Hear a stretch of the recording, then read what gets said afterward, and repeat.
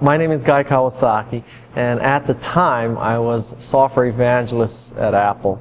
So this meant that my job was to convince software companies to make software products and hardware companies to make peripherals for Macintosh.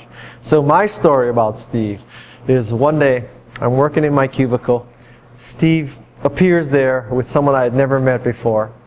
Steve asked me about this company called Noware. And basically, as only Steve could do, he asked, what do you think of it, etc., etc. So I tell him what I think of it. I said it's MS-DOS, character-based, not much of a user interface, not that interesting, not that cool, probably not for Macintosh, not that big a deal. And then he turns to the guy and he says, Guy, I want you to meet the CEO of Noware, which, no pun intended, kind of came out of nowhere. So that's my favorite Steve story. It depends on how you want to look at it, right? So if you're a Steve fanboy, you say, Steve was smart enough to elicit your honest response before telling you who it was. Steve was clever enough to bring this guy in to hear the unvarnished truth about what people think about his company.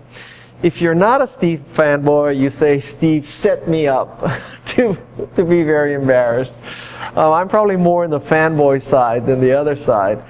And the other factor that we have to consider is that Steve set the tone for the Macintosh division enough so that people cared. They wanted to have great software.